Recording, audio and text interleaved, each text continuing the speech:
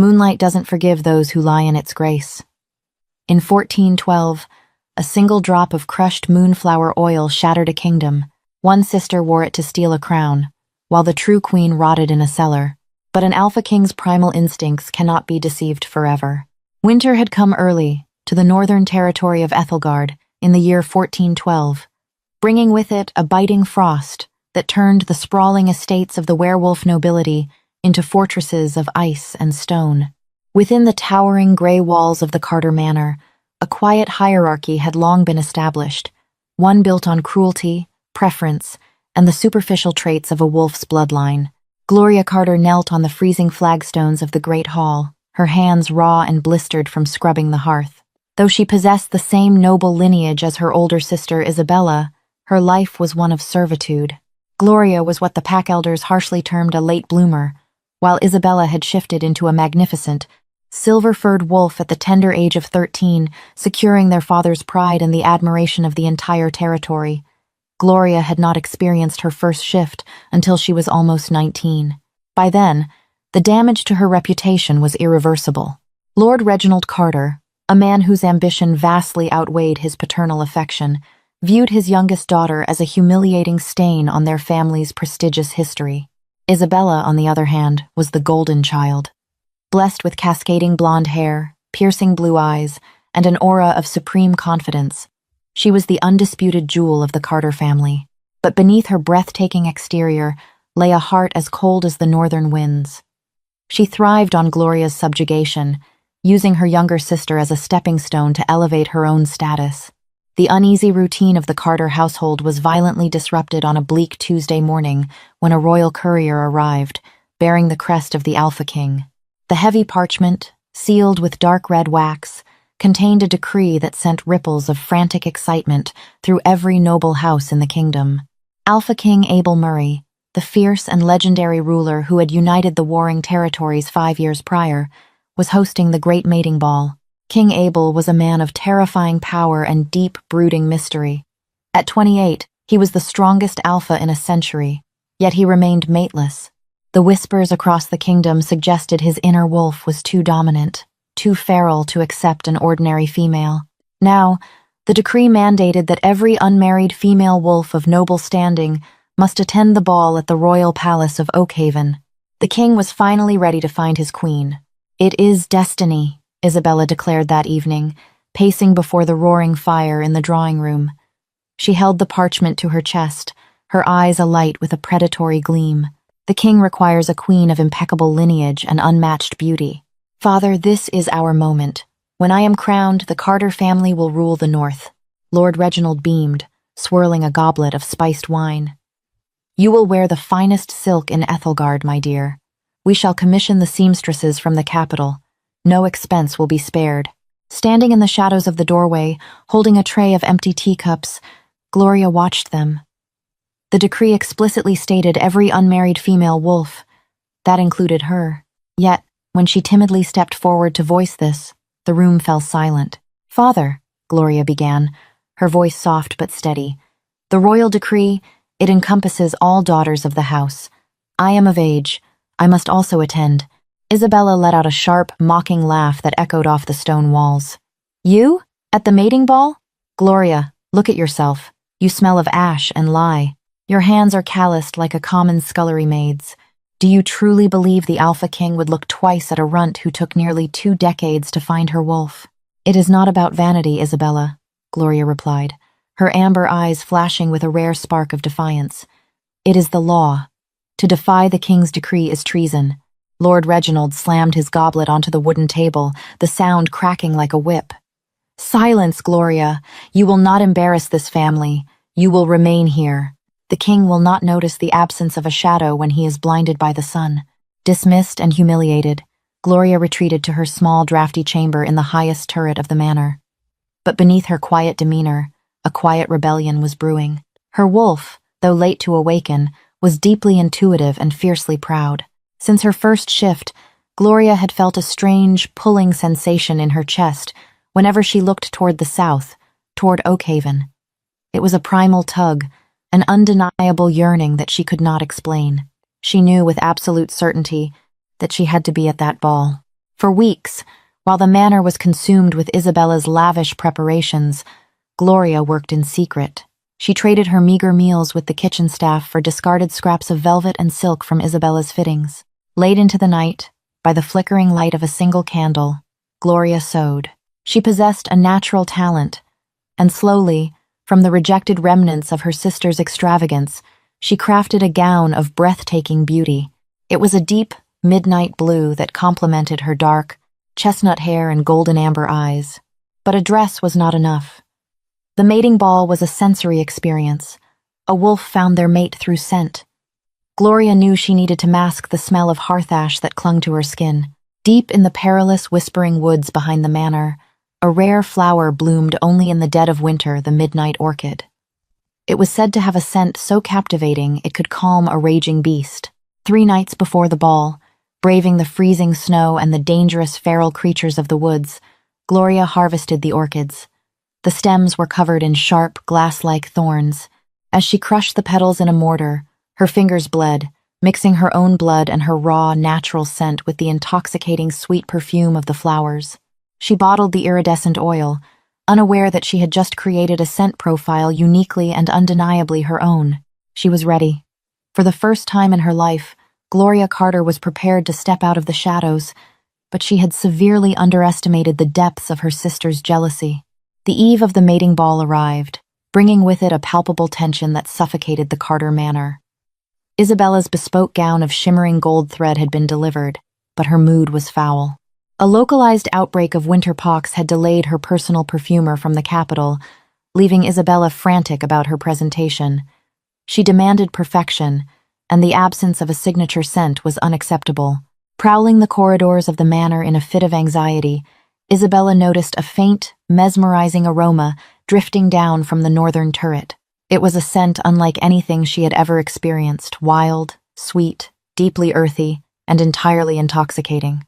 Like a hound catching a trail, Isabella followed the scent up the narrow spiral staircase, pushing open the heavy oak door to Gloria's chamber without knocking. Gloria stood before a cracked standing mirror, holding the midnight blue gown against her body. On the small wooden table beside her sat a tiny glass vial, the source of the magnificent fragrance. Isabella froze, her blue eyes widening in shock and immediate, burning fury. She looked at the dress, recognizing the high-quality velvet scraps she had discarded. Then, she looked at Gloria. Without the grime of the hearth, with her hair brushed out and her posture straight, Gloria was not just presentable, she was stunning. A striking, ethereal beauty that threatened to eclipse Isabella's manufactured perfection.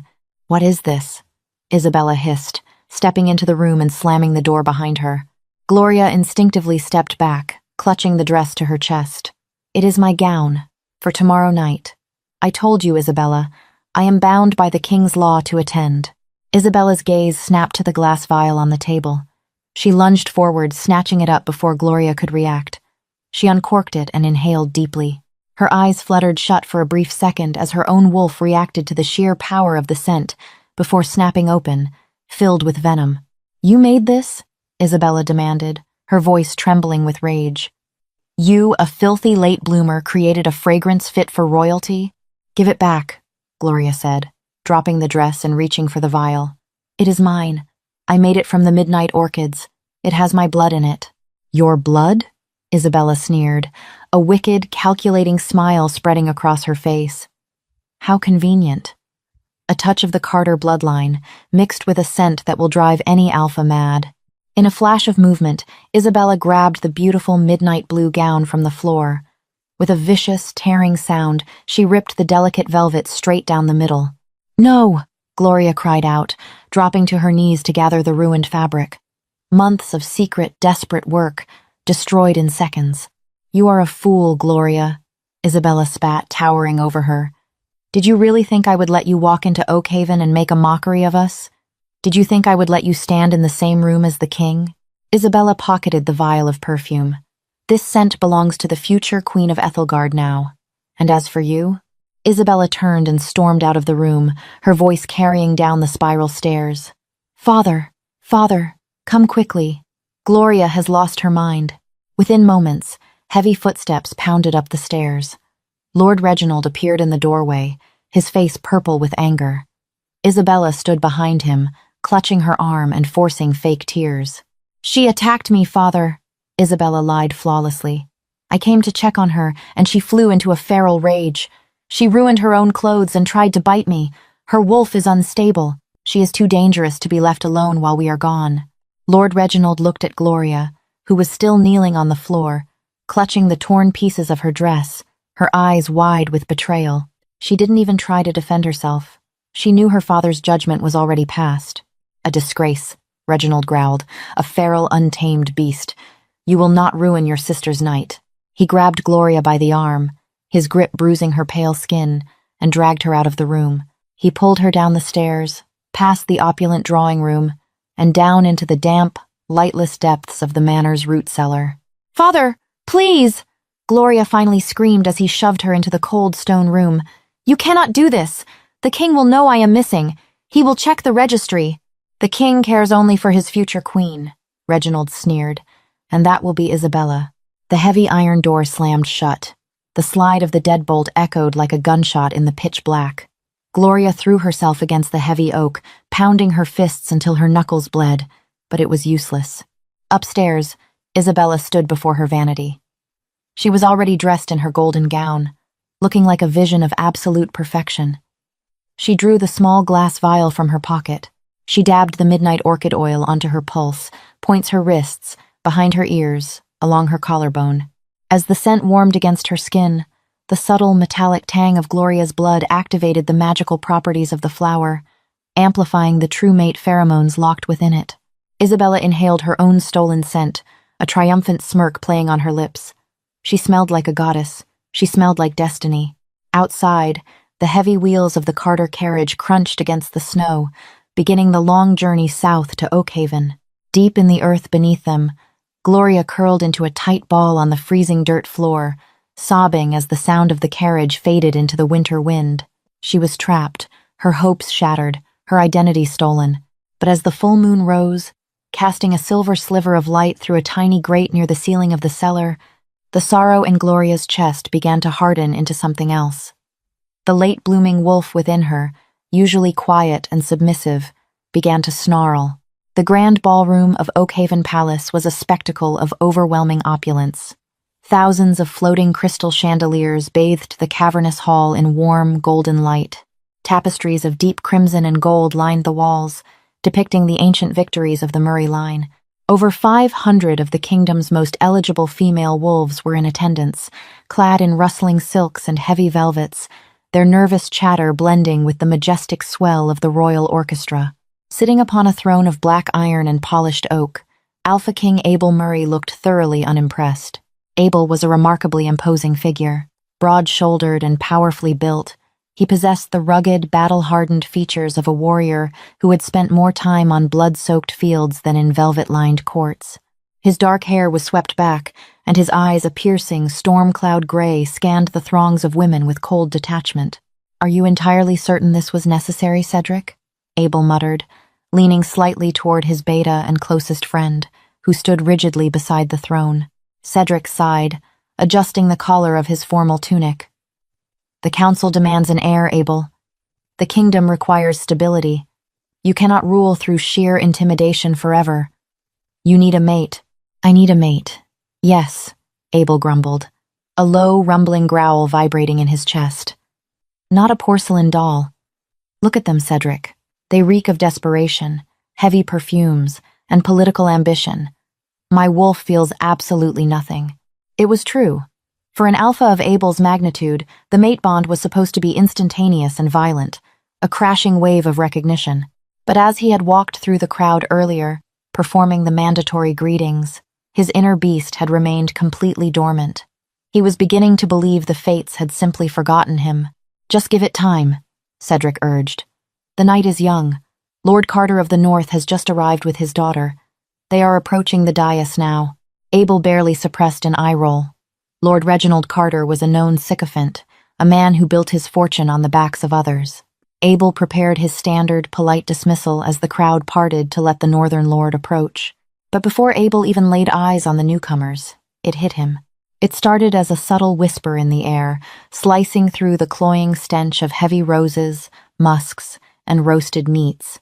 It was a scent that defied description, wild, untamed winter woods mixed with the intoxicating sweetness of midnight orchids, underscored by a faint, metallic spark of pure, raw power. Abel's breath hitched. In his mind, his dormant wolf suddenly slammed against the confines of his consciousness, roaring so loudly that Abel physically gripped the armrests of his throne. The iron groaned under his sudden strength. Mate. The command from his inner beast was absolute. Abel's storm-gray eyes flared with brilliant, luminescent gold, the undeniable mark of an alpha recognizing his destined other half. He stood up so abruptly that his heavy chair scraped loudly against the marble floor, silencing the orchestra and bringing the entire ballroom to a standstill. His eyes locked onto the source of the scent. Standing at the base of the dais was Isabella Carter. She looked magnificent in her golden gown, her blonde hair catching the chandelier light. But Abel wasn't looking at her dress. He was captivated by the aura rolling off her skin. Without waiting for introductions, Abel descended the steps. The crowd parted like the Red Sea, terrified by the intense, predatory focus of their king. He stopped inches from Isabella. The scent was overpowering here, intoxicating him, making his head spin with possessive desire. My king. Lord Reginald bowed deeply, trembling with excitement. May I present my daughter, the Lady Isabella. Leave us, Abel commanded, not sparing the lord a single glance. Reginald eagerly scurried backward. Isabella curtsied low, a triumphant smile hiding behind her demure posture. She had won. The potion had worked perfectly. Abel offered her his hand. Dance with me. It wasn't a request. Isabella placed her delicate, gloved hand in his massive one, and he pulled her onto the center of the floor. He signaled the orchestra, and a slow, haunting waltz began. Abel pulled her close, burying his face near the crook of her neck, inhaling deeply. Yes, this is her, the scent of my soul. You honor me, your majesty, Isabella purred, leaning her body flush against his. I have dreamed of this moment. Abel pulled back slightly to look at her face. And it was in that moment, as the initial, blinding shock of the scent began to settle, that the first seed of doubt was planted. He looked into her blue eyes. They were beautiful, yes, but they were empty, calculating. The scent radiating from her was one of wild resilience, of a spirit forged in hardship and tied to the earth. But the woman looking back at him possessed the soft, unblemished skin of someone who had never worked a day in her life. You smell of the deep woods, Lady Isabella, Abel said slowly, his voice a low baritone that vibrated between them, of crushed orchids and frost. It is a scent of survival. Isabella laughed, a high, tinkling sound that grated against Abel's ears. It lacked the musical depth he instinctively expected. Oh, your majesty, it is merely a custom fragrance.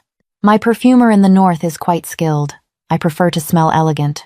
Abel's inner wolf growled, not in passion, but in sudden confusion. A wolf's natural scent could not be entirely manufactured. It was tied to their essence, yet Isabella spoke of it as if it were a cheap parlor trick. He shifted his grip, his hand resting on her waist. He reached out with his senses, trying to feel the hum of her energy, the spiritual tether that should be wrapping around his heart. Nothing. The scent was screaming mate, but her soul was entirely silent. When she moved, she was graceful, but it was a practiced, rigid grace.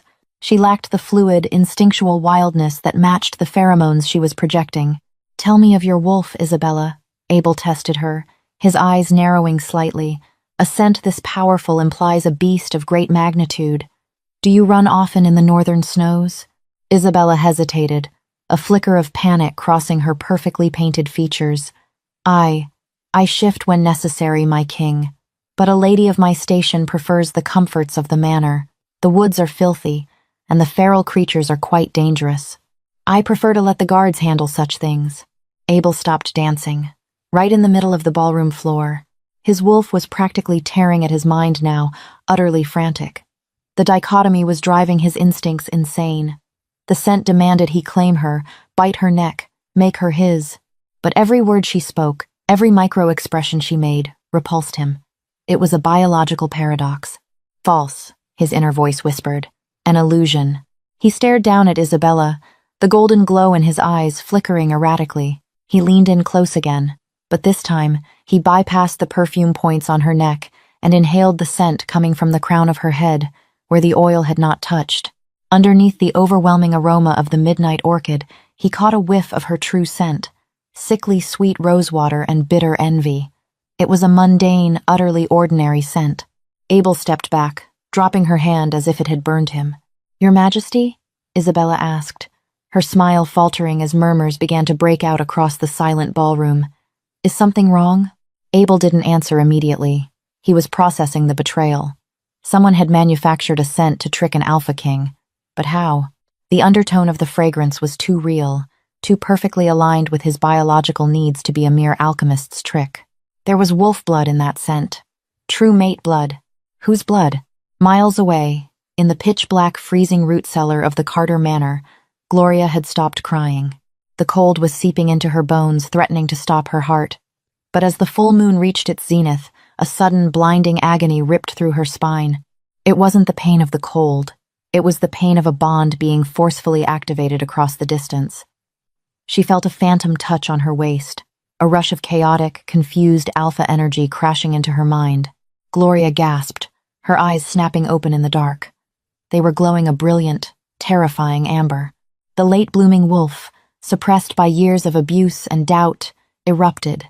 Her bones cracked and realigned with sickening crunches. Fur the color of midnight exploded from her skin. Within seconds, a massive, muscular timber wolf stood in the cramped cellar. With a roar that shook the very foundations of the manor, Gloria threw her massive weight against the iron door. The rusted hinges shrieked and gave way. The door flew off its frame, crashing into the corridor above. The giant black wolf scrambled up the stone steps, tearing through the manor doors and out into the freezing night. She didn't look back. She pointed her snout toward the south, toward the royal palace of Oakhaven, and began to run. The distance was immense, but she was driven by an ancient, unbreakable pull. Back in the ballroom, Abel was backing away from Isabella, his face an unreadable mask of absolute fury. "My king?" Isabella tried to step toward him, reaching out. "Do not touch me," Abel's voice boomed, echoing off the high ceilings and vibrating with the alpha command. Isabella froze, physically paralyzed by the sheer power of his voice. Abel's chest heaved. He looked at Lord Reginald, who was practically sweating through his velvet doublet, and then back to Isabella. "What is the name?" Abel growled, his voice dropping to a lethal, quiet register, "of the woman you stole this scent from." Before Isabella could even open her mouth to lie, a sound shattered the quiet of the night outside the palace windows. It was a howl, a deep, resonant, and entirely wild howl that carried over the wind. Abel's head snapped toward the grand balcony doors. His heart, which had been dead and quiet just an hour ago, began to beat a frantic, rhythmic drum against his ribs. The real source of the scent was coming. The grand ballroom of Oakhaven Palace plunged into a breathless, terrifying silence. The haunting echo of the wolf's howl still resonated against the crystal chandeliers, vibrating through the floorboards and into the very marrow of every werewolf present. It was a sound of unadulterated primal power, stripped of courtly manners and aristocratic pretense. It was the call of a true mate. Alpha King Abel Murray did not hesitate. The suffocating confusion that had plagued him while dancing with Isabella Carter vanished, replaced by an overwhelming, razor-sharp clarity. His inner wolf, previously raging against a cage of biological paradoxes, was now howling in joyous, desperate response. "Guards, stand down!" Abel roared, his voice cracking like thunder as he shoved past the trembling nobles. He strode toward the massive arched doors leading to the palace courtyard, his storm-gray eyes glowing a fierce, luminescent gold. Beta Cedric was immediately at his side, motioning for the royal guard to lower their silver-tipped halberds. "Abel, wait! It could be a rogue. The perimeter alarms have been breached." "That is no rogue, Cedric," Abel growled, his chest heaving as he threw open the heavy oak doors, stepping out into the biting winter frost. "That is my queen." In the center of the snow-covered courtyard, surrounded by a dozen nervous palace guards, stood a beast of magnificent, terrifying proportions. Gloria, in her wolf form, was massive, a towering timber wolf with fur as black as a starless night. She was panting heavily, clouds of hot breath pluming in the freezing air. Her paws were bloodied from the brutal, relentless run from the northern territories, and her thick coat was matted with ice and snow. Yet, despite her exhaustion, she stood proud. Her amber eyes, intelligent and piercing, locked onto Abel the moment he stepped onto the stone balcony. The physical impact of their gazes meeting was like a colossal shockwave. Abel physically staggered back a half-step, clutching the stone balustrade. The scent that had been artificially clinging to Isabella, the wild winter woods, the crushed midnight orchids, the spark of raw power was here, but it was not a perfume. It was the very essence of the majestic creature standing in the snow. It radiated from her, pure, intoxicating, and completely unmanufactured. Mine, Abel's wolf purred, completely subdued by the presence of its equal. With a heavy, rattling sigh, the giant black wolf began to shift. The transformation was agonizing to watch, a stark reminder of the sheer physical toll the journey had taken on her. Bones cracked and reshaped, midnight fur receding into pale, bruised skin. Gloria collapsed onto the snow, shivering violently. She was dressed only in the tattered, dirt-stained undergarments she had worn in the root cellar, her knees scraped and her knuckles bleeding from beating against the iron door. Abel vaulted over the stone balustrade, dropping 15 feet into the snow without a second thought. He sprinted to her, shrugging off his heavy, fur-lined royal cloak. He dropped to his knees, wrapping the massive garment tightly around her trembling frame, pulling her against his chest. The moment his skin brushed hers, a golden spark of electricity flared between them.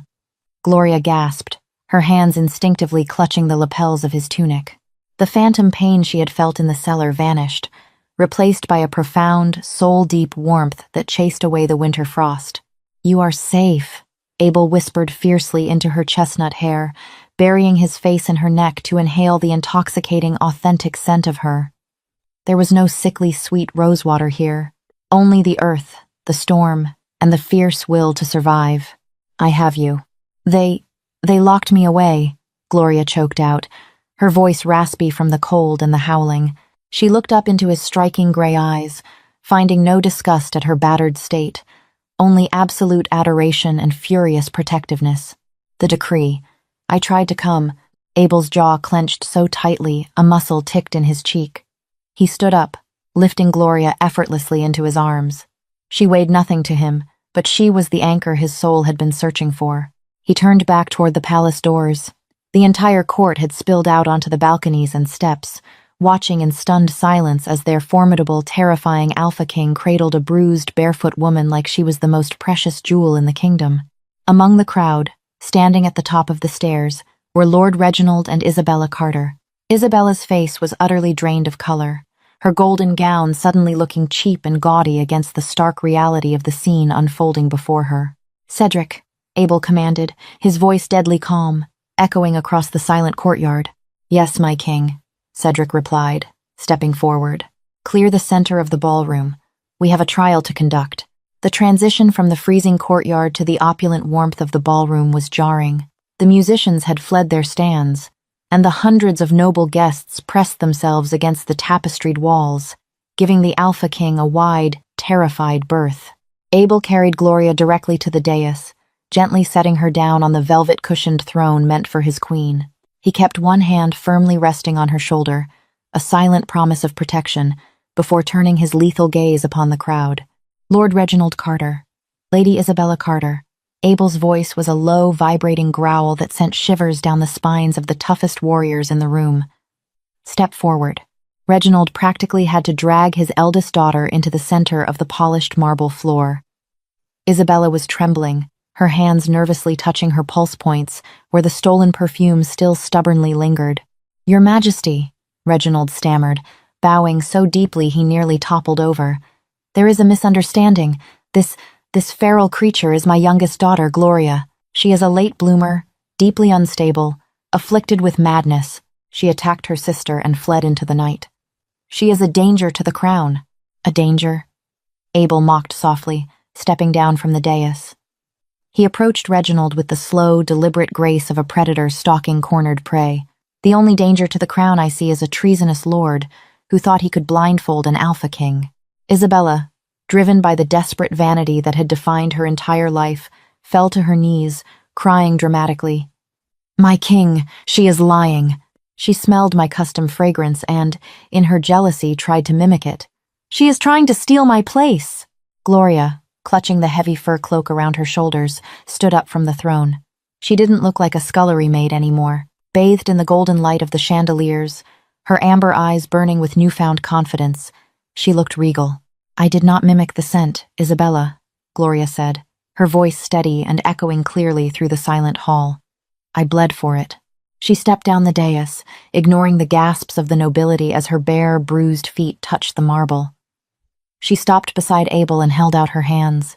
Her fingers were heavily calloused from years of servitude, but more importantly, the tips were lined with deep, fresh, jagged cuts. "The midnight orchid only blooms in the deepest parts of the whispering woods," Gloria explained, addressing the court. "Its stems are covered in glass-like thorns. To extract the oil, one must crush them by hand. The scent on my sister's skin is bound with my blood. That is why the Alpha King recognized the mate bond, but felt nothing when he looked into her eyes." Abel reached out, gently taking Gloria's battered hands in his own, his thumb tracing the cuts. The undeniable proof of her sacrifice, of her resilience, humbled him. "You have the vial," Abel stated, glaring down at Isabella. "It wasn't a question. Produce it." Isabella wept, shaking her head. "No, please. Produce it, or I will let my wolf tear this dress from your body to find it," Abel commanded, releasing a wave of alpha dominance that forced several lesser wolves in the room to drop to their knees. Shaking violently, Isabella reached into the concealed pocket of her golden gown and withdrew the tiny glass vial. Abel snatched it from her trembling fingers. He unstoppered it and poured the remaining iridescent oil directly onto the marble floor. The scent bloomed into the air, thick and intoxicating. But this time, everyone could smell the distinct, metallic undertone. It was unmistakably Gloria's scent. "Treason," Beta Cedric declared loudly from the steps of the dais. "To deceive the king during the mating ball, to attempt to falsify a sacred mate bond, is an offense punishable by death." Lord Reginald collapsed, sobbing and pleading for mercy, clutching at Abel's boots. "We did not know. We only wished to serve the realm. Have mercy, my king." Abel looked down at the pathetic man, then over to the woman who had rightfully earned her place at his side. He turned to Gloria. "They are your family," Abel said softly, allowing her the agency she had been denied her entire life. "What is your judgment, my queen?" A murmur rippled through the crowd. The king had officially recognized her title. Gloria looked at her father and sister. She thought of the cold stone of the cellar, the endless days of scrubbing hearths, and the cruel laughter that had soundtracked her youth.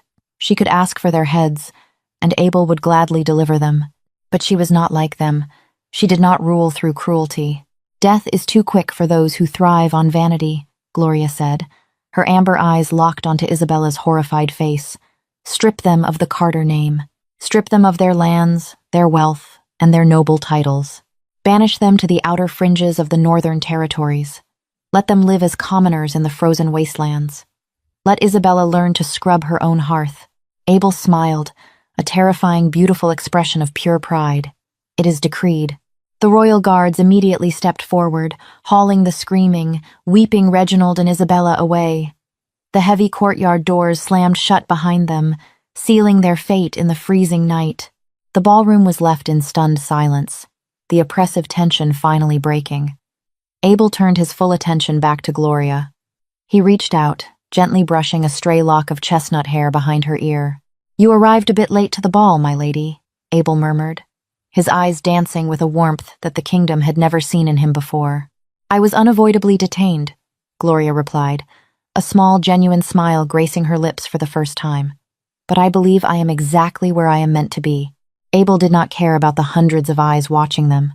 He cupped her face, leaning down to capture her lips in a kiss that sealed their bond. It was a promise of fire and ice, of unyielding protection and undeniable devotion. The kingdom of Ethelgard had come to the ball, expecting to see a political alliance forged in silk and gold. Instead, they witnessed the rise of a true queen, one forged in ash, blood, and the unstoppable will of a late-blooming wolf.